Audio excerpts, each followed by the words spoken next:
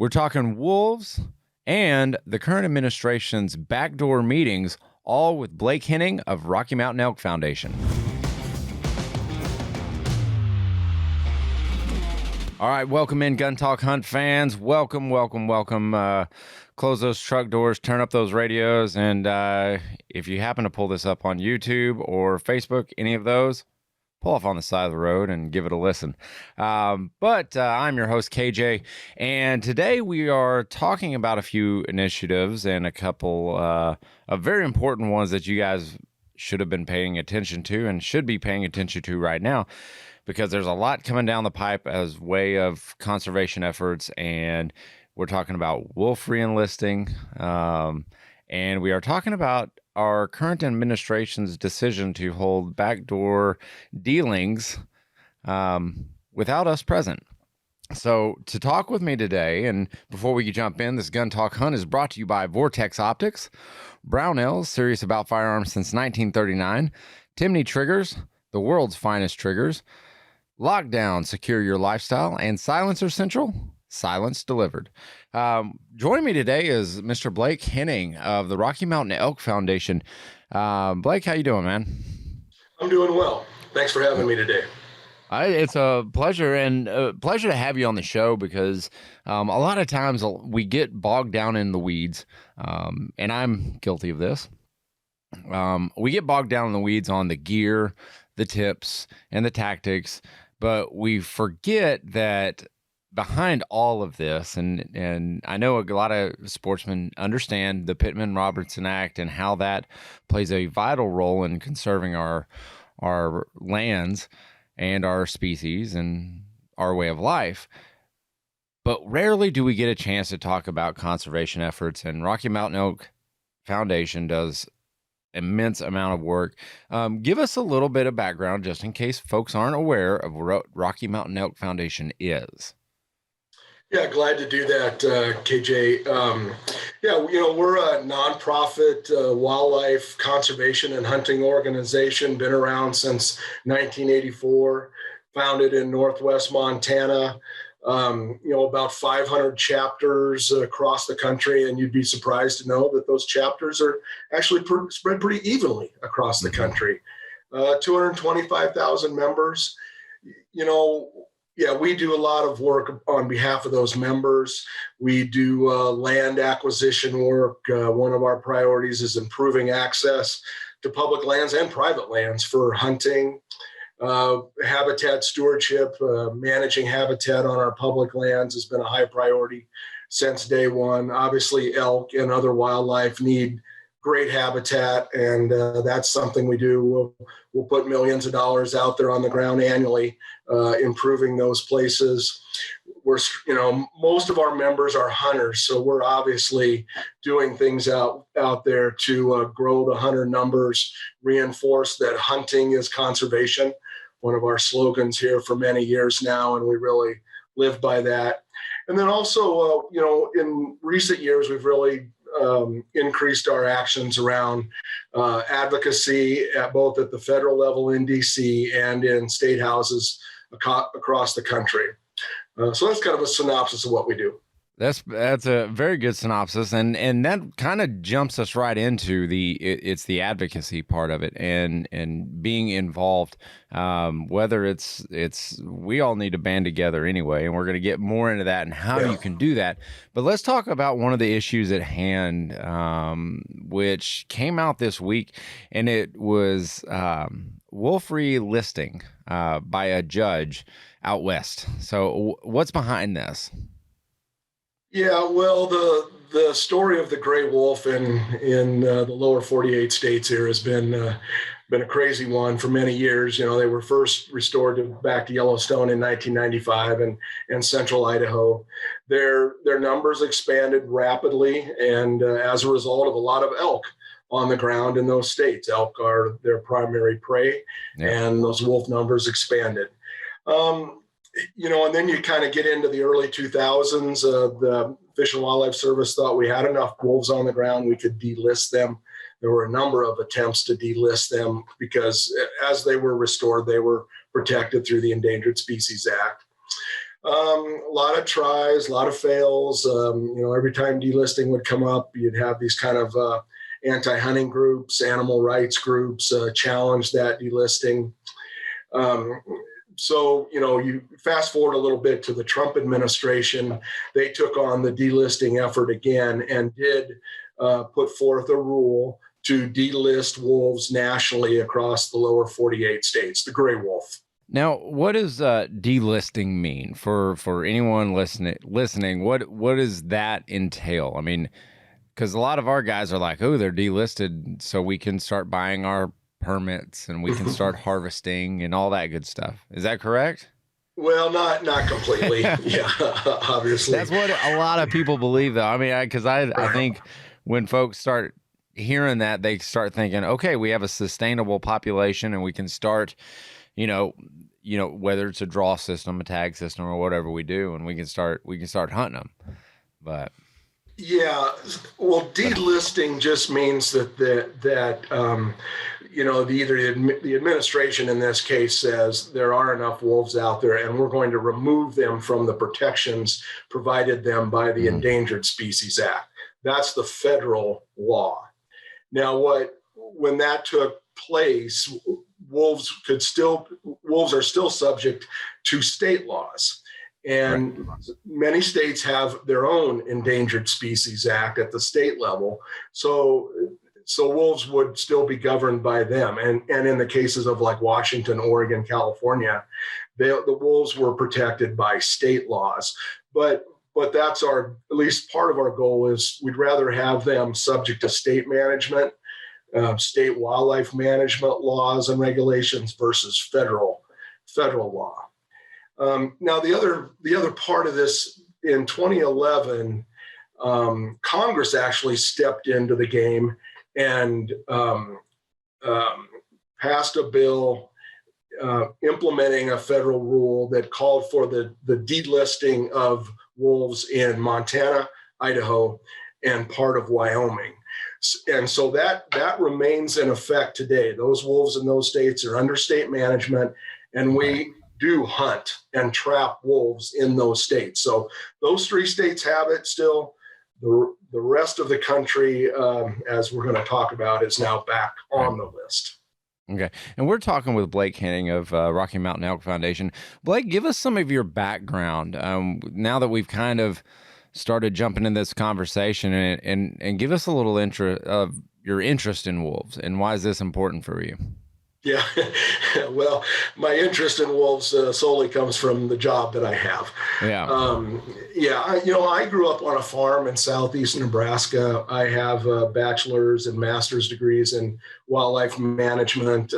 Spent some time with state and federal agencies in Nebraska and Kansas, but have been with the Rocky Mountain Elk Foundation now over 22 years and started in Wyoming and now work out of our headquarters. Obviously, wolves eat elk. Yeah. Elk are, a substantial part of the prey base for wolves. So that's why our organization is so interested in them. Obviously, our members, and there have been places where wolves have really drastically impacted elk numbers, and that's why we advocate. And I'm a lead on this for our organization. Given my job, we're advocating that states manage wolves. And that should scare. I mean, it does. You don't have to be in a state that has wolves to care about this. And I think that's what's important for me, because Louisiana, you don't have any wolves. Like there are 0 wolves here. In Oklahoma, 0 wolves. But in the States, I can't hunt elk in Louisiana. I can't hunt elk. Well, I can in Oklahoma, but these wolves are decimating mass populations of big game, and it should scare you because their territory grows. If they're not hunted and they're not managed, they grow. I mean, that's the nature of the pack. And I don't know, a lot of guys listening to this over the airwaves, in the eastern parts, I don't think they have an appreciation for what's at stake here. Yeah. Anyone that comes west to hunt elk, there can potentially be an impact on your hunting success, the abundance of elk and deer moose populations out there. If you're coming to hunt those species, wolves have an impact. And, it varies in places. And certainly prior to the changes here in the Northern Rockies, we saw some drastic impacts on the north side of Yellowstone National Park, Really? in central Idaho. Western Montana has had elk numbers, pretty impacted pretty significantly. Okay, we're going to jump right in here with a word from our sponsors, and I want to hit on the impact that wolves are having on our big game populations out west. Timney Triggers. The new Alpha Competition Smith & Wesson M&P trigger is compatible with M&P Gens 1 and M2.0. That's a big thing right now. If you just want to replace let's say your M&P Performance Center core, and you want to make it a real race gun for all those USPSA competitions, all that cool stuff, I would definitely recommend the Timney Triggers. And you can find more at timneytriggers.com. It's got a 3-pound pull weight, so it's real light, it's real crisp. The reset's really positive, so makes you more accurate and faster. Brownells, serious about firearms since 1939, and honestly, they've been serious about firearms industry as a whole. Optics, ammo, everything you need, Brownells has it. Their new 1:6 by 24 match precision optics, that's MPO. So they're calling it the MPO. But what I like about this optic is the reticle. It's pretty much a donut.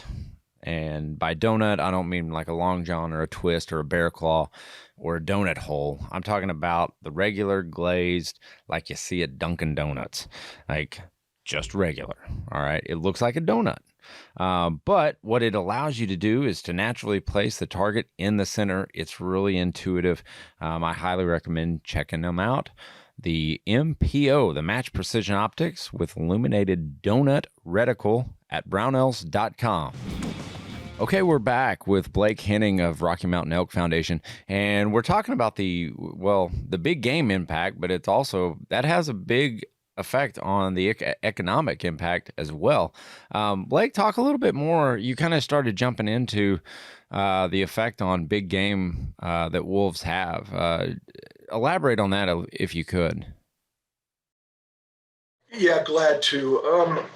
As I was saying, there are places where elk numbers have spiraled down pretty significantly, and I would say probably central Idaho, those big wilderness places that historically were, those were places where everybody went to hunt elk. Those are the classic Bob Marshall Wilderness in Montana, Frank Church Wilderness.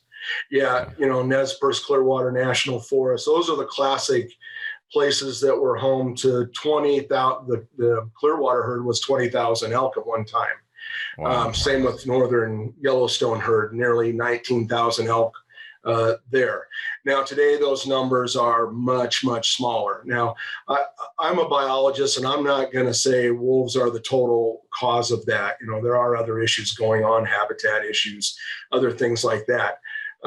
That have contributed to those declines. But we have seen those, drastic impact in places. The Northern Yellowstone herd fell to about 3,000 elk. It's probably come up now a little bit where it's at 6,000 or so, and that's probably where it might stay. That's, so you see those changes out there in elk country. The other thing with wolves that has come along with it is, and I'm talking about the Northern Rockies here, where you also have a large number of grizzly bears. So right. In these places, we have all the major large predators on the landscape: wolves, grizzly bears, black bears, mountain lions. They're all doing well from a population standpoint. So you have all those animals impacting game herds. Is there any chance in my lifetime, because it's on my bucket list, is there any time in my lifetime that I'll get to hunt a grizzly in the lower 48? Well, I was just asked that by a friend yesterday. I'm not very optimistic about that. Oh, I hate that. I really do, because like you said, the populations they seem to be squared away, and but I think, like you guys' slogan is hunting is conservation, and hunting is management too. That's right, and we ought to be celebrating these successes of wolves restored, of grizzly bears restored. Celebrate what the Endangered Species Act did. Remove them from the list. Allow states to manage them. Allow hunters to be a part of that equation, and let's move on to other species. What are the challenges that face Rocky Mountain Elk Foundation with this ruling right now? And if I'm correct, to get them delisted, would it have to go back through the Ninth Circuit? Yes. Okay. So that's something we're exploring right now. So you've had this ruling by a federal district judge in Northern California. The administration so the administration was the defendant here. They will have to decide whether they were going to appeal the ruling, and then that appeal would go to the Ninth Circuit. Yeah.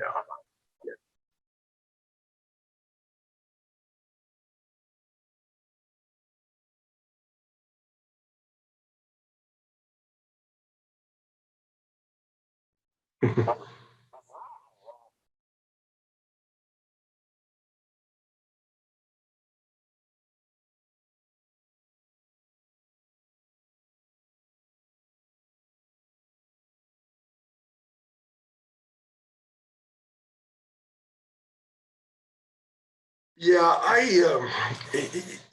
I guess I won't say necessarily it's the left, but I would say that, yeah, obviously there's a large group of people that I think they want federal control of things, right, versus state. They want to control things from DC, where it's easier to get judges and potentially administration to follow their lead. I kind of think there's, the more predators you have on the landscape, you have a larger impact on game herds, and that could lead to less hunting opportunity in the future. And there is also, a national call for greater biodiversity, in our world. And I, as a biologist, certainly advocate for all these species out there and having them a part of the system, but you need to manage them.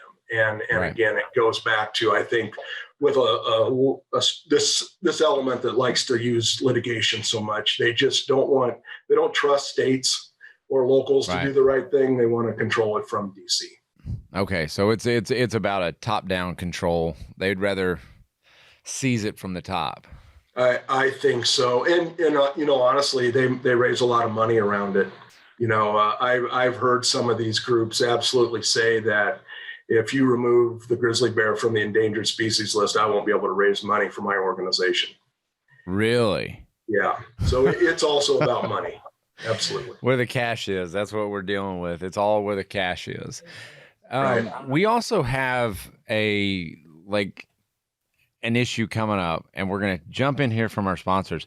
But the current administration now is meeting behind closed doors without you or I present. So we're going to talk about that right after these messages. Lockdown. Okay, they've got lockdown is really about making your lifestyle easier, securing it. It's secure your lifestyle. And what I love about this is that they offer an entire line of, they're all linked together. So all their products kind of link together. You can monitor everything from the puck to their vault walls, their vault doors, really everything that Lockdown does kind of syncs together, and it makes your life a lot easier. They kind of tailor your Second Amendment life, and they make it safe. So thank you, Lockdown, for doing that. But their new secure walls, and I actually think I called them the lockdown walls. Don't know why I did that, but they're the secure walls. But they organize your products, help turn your walls into a gun room. So they pair it with the vault door, you turn a closet or even a room into your gun safe. That might have to be on my list of things to do. But one thing I'm also going to use these secure walls from Lockdown is I'm going to better organize my reloading area. So everything will have a place. So check those out at lockdown.com. And don't forget, use code GUNTALK10 at checkout in the cart section for an extra 10% off your purchase. And Silencer Central, oh, I got the best email 2 weeks ago. It said, I am approved. I used to get emails from Silencer Central bi-weekly that says, oh, they're reviewing it. But now Silencer Central sent me one that said, I'm approved for a new Banish 30, and it's shipping to my door because the smart folks, Brandon Maddox and his team, have something good going on over there, because what they're doing is they're sending you everything to have your silencer or suppressor, whatever you prefer to call it, I don't care, delivered to your front door. So you take a photo, a selfie with your phone, you do the fingerprint kit all by yourself at your home. They have videos to walk you through everything, but check it out if you have any interest. And the new e-forms, I heard a report yesterday, and I'm not going to say this is going to be the same for everybody because they're saying about 90 days, but I heard, now real silent here, I heard from a reliable source yesterday that a couple people have received their new suppressors in 24 days. Yeah, 24 days. It only took me a year to get my last one, but I wasn't using e-forms. So check them out at silencercentral.com. And okay, you're getting ready for your fall season, or at least you should be right now. I know we're just turning out winter and we're about to let spring back in, but it's time to start preparing. And here's how I'm going to give you a real quick tip. Don't hunt normal this year. Hunt something else.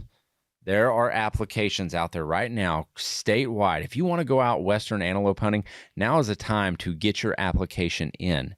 So whatever you have an interest in, I don't care what it is, you need to start looking at that. And while you're at it, it's time to buy a new laser rangefinder. And Vortex happens to be the place to do that, because in western big game hunting, distances matter. Every shot matters. But when you're glassing and you need to find that range and your acceptable reticle movement, like I learned at FTW Ranch, you need to know where that range is. And Vortex has a fantastic line of rangefinders. Visit them at vortexoptics.com. All right, we're back with Blake Henning here, Rocky Mountain Elk Foundation. And we just teased it on the front half of this. And the current administration is talking about closing or limiting access to millions of acres that you can access and you can go out and enjoy. And we're going to have Blake share a little bit about that. What do you think, Blake? Well, yeah, we just learned about this in the last couple of weeks. I would say that the current administration has done a lot of things to reach out to my organization and others on various priorities and topics that they have. I don't want to say that they've shut the door on us, because I probably every few weeks I'm on a conference call of some kind with leadership from Department of Interior or Department of Agriculture on various topics in the environment out here. But what this specific topic is you're talking about is under the former administration, they implemented a rule to expand hunter access to thousands of acres of national wildlife refuge properties, federal lands, federal refuges across the United States. There was a lawsuit last fall by an extreme environmental group to roll back that rule. And so, that has been making its way to a court hearing. But what we did find out recently is there have maybe been some backdoor talks going on between the administration and Center for Biological Diversity, the plaintiff in this case, seeking some settlement. And we're concerned about that. And we want to be a part of that conversation. Well, it's hard, and I think what a lot of folks don't understand is once something goes into effect, if they reverse the rule, it's a lot harder to get it back, and that's kind of what scares me about it. Is that this is something that could not come back. Look at all the gun laws that we've got that aren't needed, and we'll never get those back. And I think that's one scary thing for me. and something that people should watch out for. Yeah. Yeah. There can be advantages to not going to court, certainly, and getting a ruling by some judge that then you can never get overturned. Right. So we need to learn more about this, kind of what's going on. And obviously this is very important to many of our hunting conservation organizations. Well, how can folks get involved in helping the Rocky Mountain Elk Foundation with everything you guys do right now? Well, you can certainly join our organization. You can go to rmef.org and look at all the things we're doing. And obviously, donations, becoming a member, all those kinds of things really help us do our job and expand our reach. The other thing I think, hunters can do is be active, politically. So we talk about this a lot. All of us would rather be in the woods kind of alone or with just a few people and I hear ignoring a lot of this. But we have to be active with our federal representatives, our state representatives, our wildlife commissions, because we're a small group, and every day we get run over a little more by those that don't think the way we do. Yeah, and a lot of times it can be a simple email. That's important. And there's been some recent rulings that have been struck down because a lot of folks reached out, they showed up, and look what happened in Colorado a few weeks ago. We talked to Mia and Leah, about their involvement. It helps to show up. It really does. Yeah, absolutely. That was a real good victory, a coordinated effort by many groups down there in Colorado to defeat that bill. We're just got a call to action going out today and for Washington, and still working on trying to reinstate this spring bear hunt in state of Washington that was pulled. That's another example. So you can look at our issues and advocacy page on our website, and that'll alert you when you can kind of get involved in the process and help make a difference. Okay, so that's actually extremely helpful. So you can go onto rmef.org, and they've got an advocacy page, and where you can actually, do you guys have spots where they can reach out to their senators and their representatives? Yes, absolutely. You get to that issues and advocacy page, and then you can look up your state legislators, your federal representatives there. We can help with emails and communication, or give you the links to do it yourself. Yes. They'll give you all the tools you need to be successful out there in the fight for your conservation rights and your hunting rights and your access. That's kind of what we're dealing with here. But Blake, man, I sure do appreciate you joining us. Yeah, my pleasure. Great to talk to you and your folks, and be glad to do it again sometime. All right, go check them out, rmef.org. That's Rocky Mountain Elk Foundation. They're doing a lot of good out there. I'm going to head over there. I'm going to get myself a membership. I'm going to join up, and I'm going to be in the fight with you guys. So thank you again, Blake. And Gun Talk Hunt fans, always remember, keep those muzzles pointed in a safe direction and always be on the hunt.